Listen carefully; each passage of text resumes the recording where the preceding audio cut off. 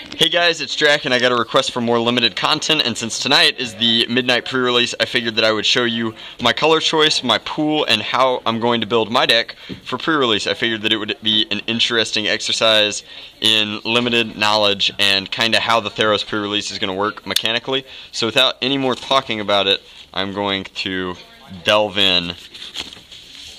So, out of the box that the local game store receives, they're going to be a set of 5. Obviously, we have the Path of Might, Battle, Ambition, Wisdom, and Honor. There isn't even a question for me. I always go blue, so I will be following the Path of Wisdom. So inside, this is following kind of the design mechanics of the Ravnica Guild Packs. It's the same size box. I'm assuming the dice inside will be blue, and there's going to be a color theme pack. So we'll open that first. But here is my Path of Wisdom card, and it's telling me all of the archetypes that I can go, which is kind of interesting. Down here we have an achievement card, which isn't super duper important for the pre-release, and this is my hero card, the Philosopher, and this will be used later on in the Fight the Hydra. Don't take my code. Obviously I flipped it and revealed it, but I'm going to need to use that on planeswalkerpoints.com. So like I said, the die is blue. And now we're going to start getting into like the real meat of the video, which is how to build a limited sealed pool. So I'm going to show you, this is my draft box, it's Izzet. It has all of my basic lands in the top, tokens, and then down here it has kind of extra sleeves to build with. But that's not the point. The Philosopher Hero card will not be used in the pre-release itself. I'm just building a sealed pool of 40 cards. So I'm going to set it aside and start building my pool. So the first step is to open all of my packs. I have a Shipbreaker Kraken and then a Null. I've got, so this is not a mono blue pack. It has many things of different colors, but they all look like they'll play well with blue. And I'm not sure if there's a rare in here, or if you just get, I might have missed it. Nothing really jumped out. Okay, so my rare is the Charlatan, which isn't a great limited card, but it might be a cool gimmick.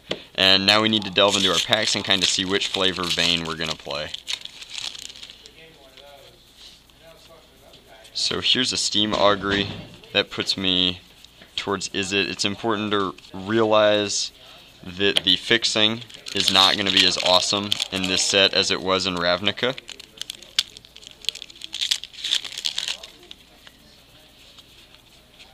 Bident of Thassa, so that's good. I'm getting a lot of rares in my colors and a lot of uncommons that are also in my colors. I'm not super duper familiar with the Theros set yet, so I'm going to have to kind of go through and build the deck as we go along.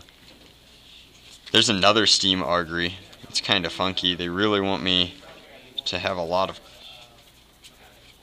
So I feel like we might be doing a blue-red tempo deck, because I just keep getting rares and uncommons. I think I have 2 or maybe 3 Chimeras at this point. Alright, so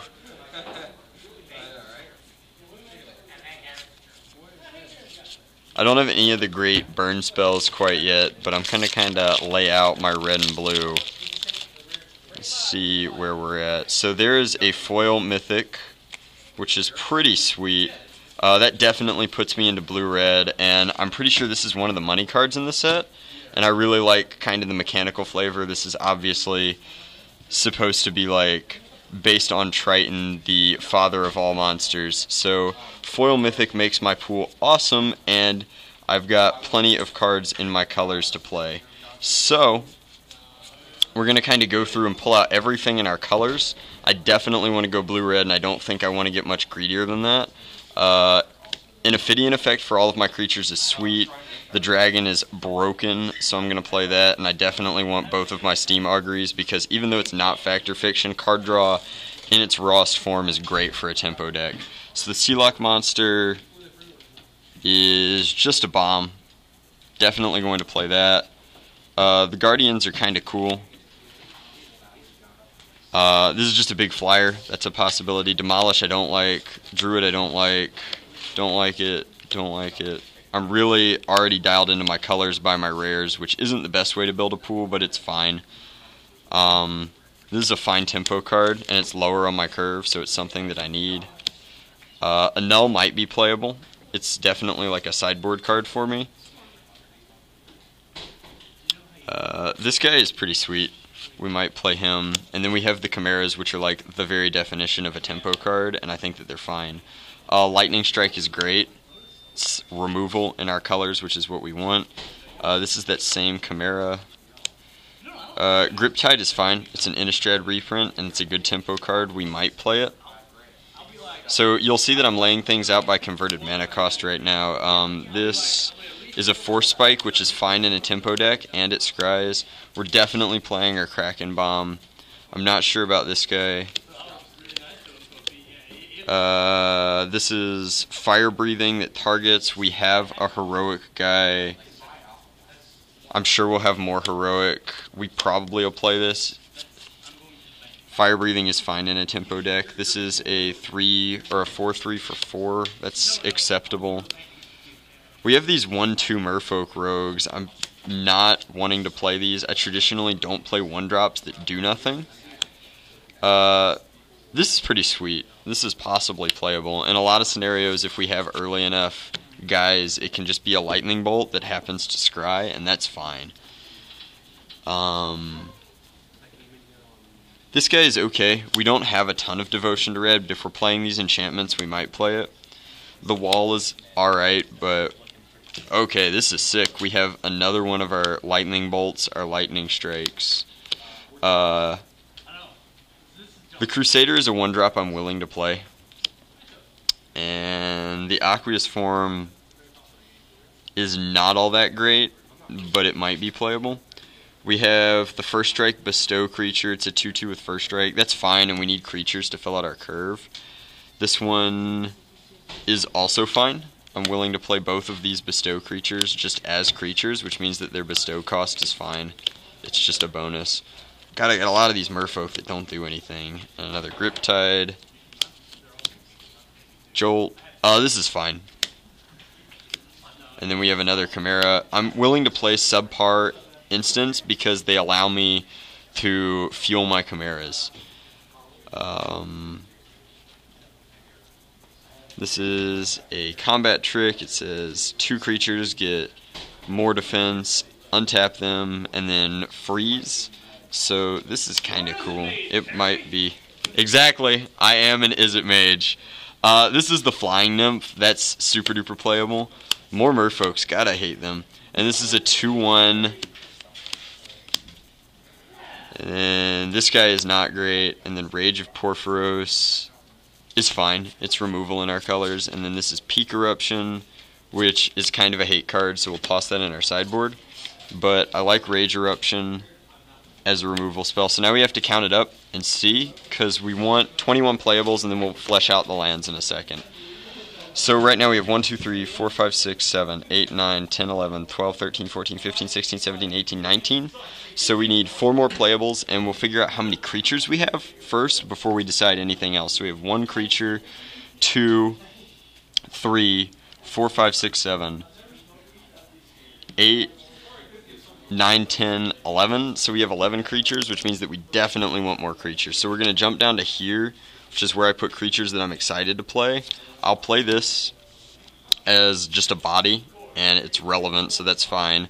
I'll play these guys because they're flyers, and evasion is good in tempo, so that puts us at 3 more, and we need 1 more card. And now I'd like to find like an acceptable instant or sorcery to fuel them, but I'm definitely not so desperate for creatures that I'm playing those guys. So let's look at our Devotion to Red. Our Devotion to Red has the ability to be...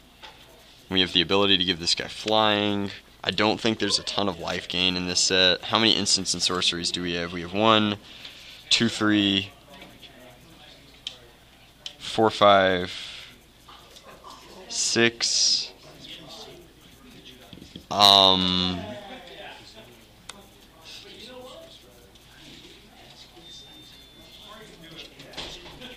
I think I'm looking for an instant or sorcery here just to make my Chimeras better.